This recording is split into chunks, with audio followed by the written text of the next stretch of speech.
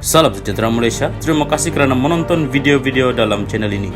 Sebelum kita mula, jangan lupa untuk tekan tombol subscribe, share, like dan komen. Let's go!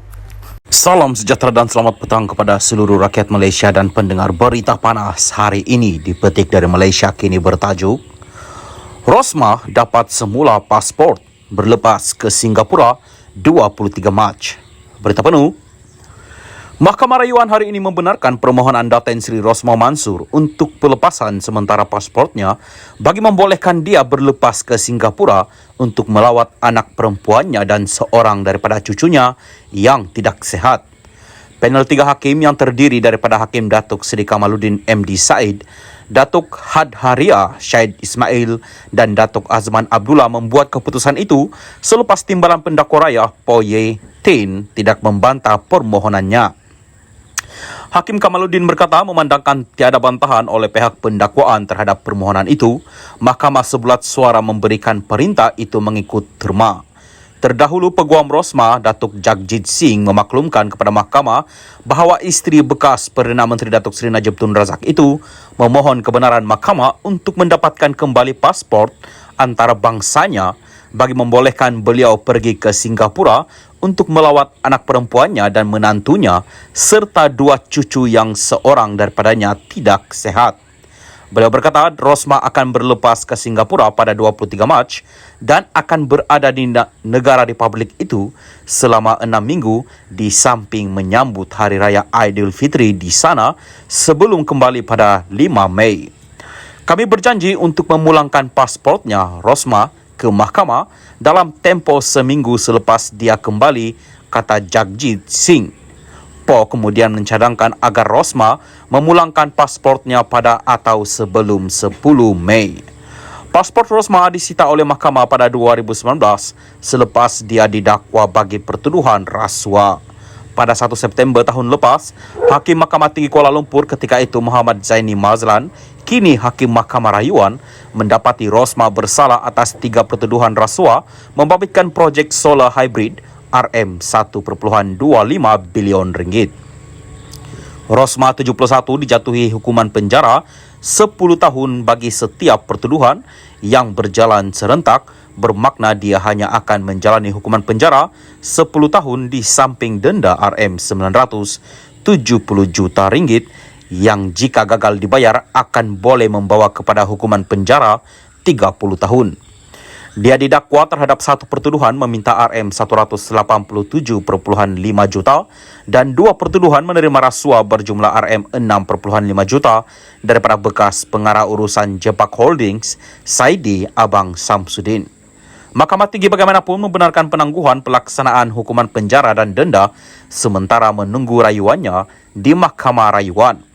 Rayuan Rosmah terhadap sabitan penjara 10 tahun dan denda RM970 juta bagi kesalahan rasuah membabitkan projek solar hybrid untuk 369 sekolah luar bandar di Sarawak itu ditetapkan untuk dibicarakan di Mahkamah Rayuan selama 4 hari mulai 11 Julai.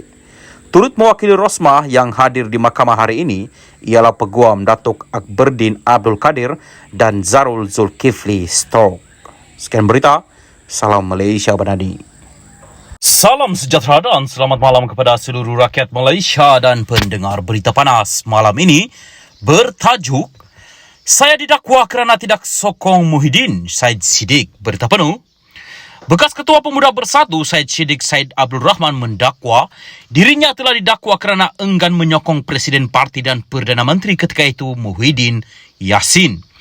Pengasas bersama muda itu membuat dakwaan itu semasa memberi keterangan untuk menyokong pembelaannya terhadap 4 pertuduhan jenayah yang dikaitkan dengan RM1.12 juta dana parti. Semasa prosiding di Mahkamah Tinggi Kuala Lumpur hari ini, Ahli Parlimen Muar itu memberi keterangan bahawa dia tidak mempunyai apa-apa untuk disembunyikan kerana siasatan pihak berkuasa pada awalnya adalah berhubung laporannya berhubung dakwaan kehilangan dana dari peti besi di rumahnya di Petaling Jaya pada Mac 2020. Semasa diperiksa semula oleh Peguam Bela Utama Gobind Singh Dio, bekas Menteri Belia dan Sukan itu mendakwa bahawa pada akhir bulan pada tahun itu, SPRM mengumumkan bahawa dia akan disiasat sambil menambah bahawa dia tidak mempunyai apa-apa untuk disembunyikan. Gobind, dalam akaun bersumpah kamu, pendakwaan mencabar kamu dengan mengatakan bahawa kenyataan kamu dibuat selepas berfikir semula. Adakah kenyataan kamu itu dibuat di mahkamah mengenai pertuduhan yang kamu hadapi di mahkamah benar? Syed Siddiq, memang benar yang Arif. Sehingga hari ini, saya masih ingat saat ketika ia berlaku. Minta maaf. Apa yang dibincangkan, di mana dan apa yang berlaku selepas itu kerana apa yang berlaku adalah jelas salah. Dan saya tidak mahu musuh politik saya melalui perkara sama. Gobind, apabila kamu mengatakan apa yang berlaku jelas salah, apa yang kamu maksudkan? Syed Siddiq, permintaan untuk menyokong Muhyiddin walaupun saya tiada masalah pribadi dengannya.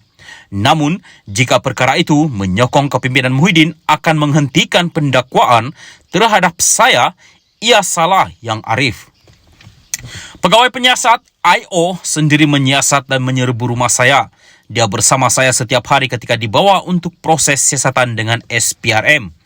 Untuk IO itu memberitahu SPRM adalah alat politik apabila tukar kerajaan dan saya adalah mangsa pendakwaan politik.